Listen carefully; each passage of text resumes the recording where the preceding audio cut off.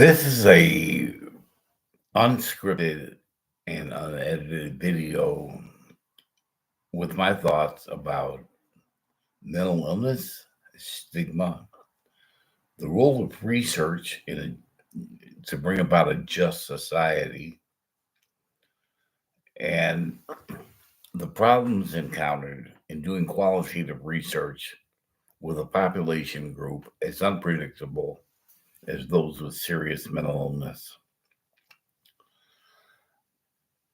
I spent roughly 10 years at the Center for Psychiatric Rehabilitation as an instructor,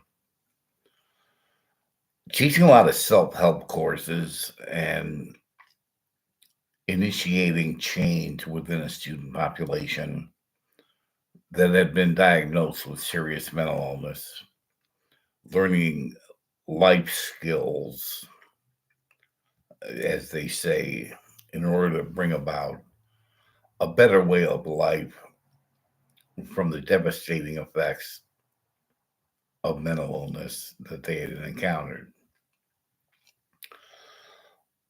All of them spoke at one point or another, if I were to engage them, about the stigma involved, their own self shaming, their own examination and feelings of guilt. They brought that, the premise was that they brought about their own illness, that their family ties might have blamed them for what they had gone through. If they had lived a better lifestyle, this might not have happened, etc., etc. And the problems they encountered in the greater society, not just in finding work with a record of psychiatric incarceration or getting into training programs or finding housing. Many of them had Section 8 housing, and if landlords did a background check and found out that they had some kind of mental illness, they'd end the whole application straight away. What stigma, I think, was most severe was in peer acceptance and socialization process, the everyday routines of interacting with other people, always with the knowledge that so-called normal people don't share the burden that they do. A lot of them had problems with disclosure. A lot of them had problems letting people know exactly who they were and what had happened in their lives. The rate of acceptance is wildly unpredictable for that kind of thing in the greater society. The negative impressions people have of the mentally ill are well known and apparent. In news reports, they always have a tagline after some atrocity is committed that that person had a long mental history, etc., etc. Indeed, the word stigma has become synonymous with bias towards the mentally ill. It's taken on an interchangeable role. But I feel that stigma, the shame, and the need to of secrecy for this kind of thing, which might be encouraged by family and loved ones, not to disclose, will delay treatment. Will delay treatment. Will delay the actual diagnosis itself. Seeking the help of doctors. It'll delay treatment because people are reluctant to address the illness. The attitudes of family towards mental illness play a part in this. The I think that stigma as an abstract term can be applied to many sectors of society.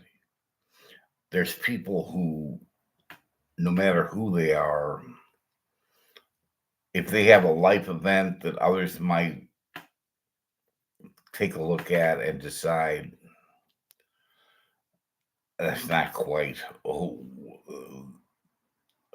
you know, what rates with the social order. There's stigma in divorce. There's stigma in interracial marriage. There's stigma in homelessness. There's stigma in job insecurity. There's stigma that applies to the mentally ill, but the whole idea of stigmatization can be applied throughout the greater society on many different levels and in many different areas. I think I did a literature research and looked at quite a few articles, and there are many. There are many that I have to say there are many articles on stigma and mental illness and stigma in early onset psychosis, but their tone and their orientation, I felt a lot of the research accident left much to be desired because the focus was not on individual psychology, not what that person is going through. The the tone was on defining stigma in mental illness, what it can mean, certain factors that many people wanted to take a quantitative approach, have sets, established variables of how many times did that person lose a job due to stigma? How many times were they turned away from housing? Can you give an aggregate number to the people who have experienced stigma and establish an incidence rate? I was more in line with an investigative approach that will allow for a personal introduction to a person's psyche and how, the psychic damage that stigma can cause and how it's imposed by outside forces and internalized. That's one aspect of stigma that's immutable. Stigma arises from outside forces. There's an experience, and there's attitudes towards that experience, and the day to day buffeting from a an unforgiving society or an unforgiving social circle will implant and embed stigma within an individual and make his life what it is and determine many of his actions and activities. I am new to the field of scholarly research, and I can tell you, the whole terminology and approach and structure and methodology was a complete blind side for me getting started. But as I got into it and further develop my own interests and theories, and saw that how I could promote. I became excited with the prospect of conducting research of my own as an independent researcher. I am not an academic. I have never had tenure at a university, but I believe that my association with various with the Center for Psychiatric Rehab and the CJR Community Justice Resources and the Gable Children's Unit could establish me as an independent researcher. And my interest, mostly because of the weight of experience, is mental health recovery and mental health recovery programs. It's very important to determine what makes a mental health recovery program workable and something that is worthwhile for the recovering participant. I try to gain some idea of stigma by interviewing two people who had both been students at the center previously and got a fairly different picture from either one of them. I both were bipolar, both became bipolar in adult life, and spoke at length in about 30 minutes time about their experience, the culture shock they went through, the approbation of others, the need for restricting their own disclosures, um, the constant doubt in, and as I said before, stigma is, there's two facets of stigma that are eternals. It's imposed from outside and it's internalized from within due to the weight of experience caused by bias against that person, certain group. I encountered problems that I guess it's only natural that my understanding and method was not up to par or the greatest because I don't have much experience. And but I was able to go through quite a bit of the literature and glean from it what was relevant to my work. Working towards a dissertation, I think I'll focus on the field of mental health recovery. I haven't narrowed it down to much. It was good for me to narrow it down to this topic in particular, and whittle and the contours and the focus of this topic from week to week. You start out with a rather nebulous idea of what you want to do and realize that you can't cover everything that you want. It's just unmanageable. So you focus on clusters of ideas, so to speak, clusters of association that lead you to identify consistent patterns and themes in these interviews that I conducted. The debrief, I think, should be emphasized. I think the debriefing process is something like a peer review. Your peer review, the validity of your findings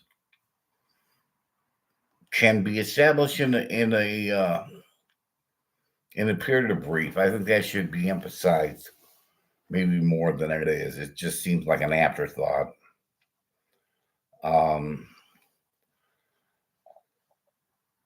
I found myself pivoting within the interview, changing tone and changing direction based on the course the interview took.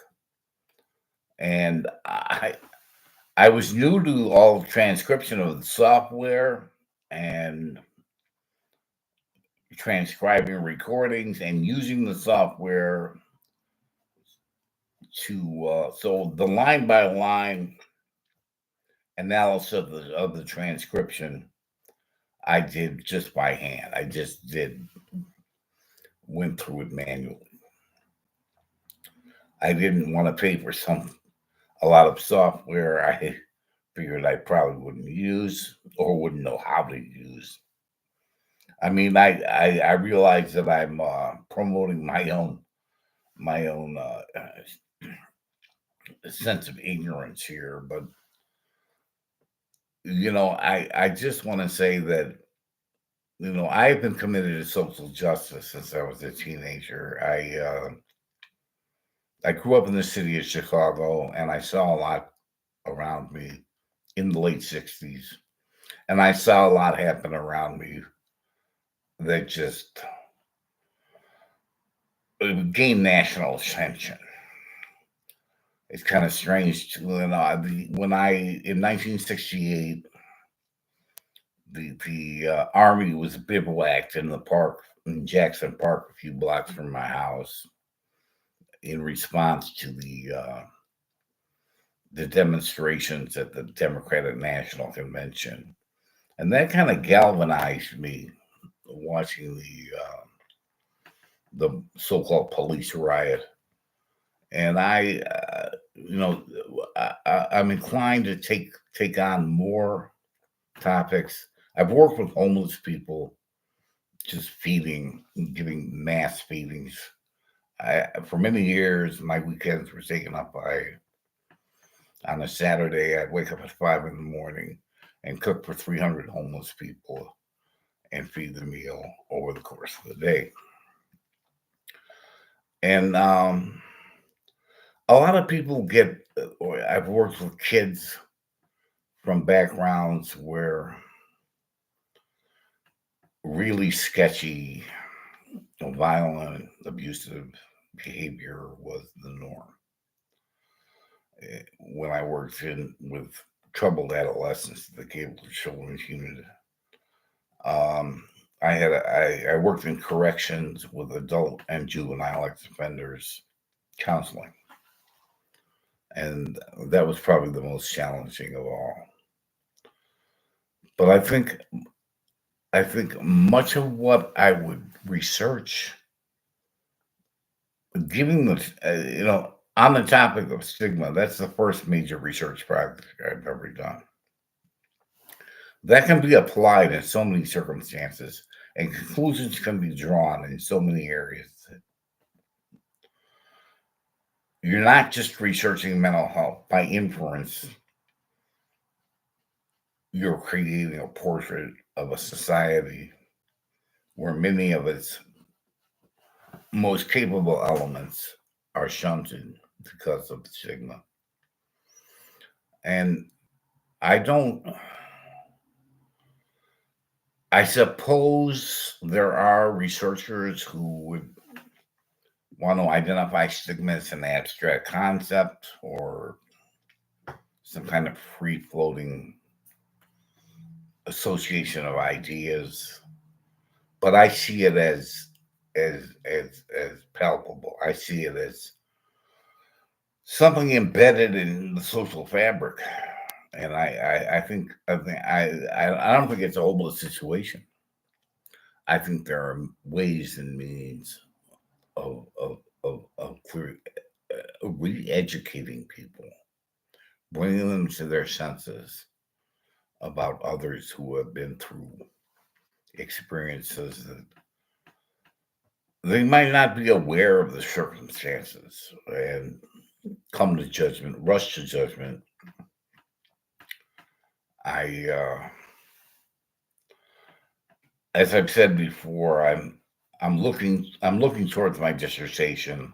I need to build further skills in academia, and I'm looking towards a further exploration of enhancement of my research capabilities. Once I get to the stage where I propose a dissertation, I'll need a lot of help, and I know it. And I don't have this sense of entitlement that I have some crystal clear vision of a certain subject that I will promote and bring about for all the world to see. I need some. I can come up with some vision of things, but I will ask other people to refine it or help me refine it until it becomes something I can work with, something other people can understand. That's the most important. If other people understand your aims and they have insight into what your intents and purposes are, that makes things a lot easier. Um, but this course, advanced research and qualitative analysis, has opened my eyes to a whole new world of thinking. I'm somewhat philosophically inclined and studied quite a few of the great philosophers when I was in college, but there's a difference between being cognizant of theory and being able to expound on the theories held by others than establishing your own, coming up with theories that you can prove, that you can find evidence for, that you can, with confidence, promote, and that you have some objective view that your research brought you in order to establish an idea in a field where there's a scarcity of research on a certain topic. I think the scarcity of research on this topic, the gap in the research, the litmus test, comes not from a scarcity of material. There's a lot of material on mental health stigma.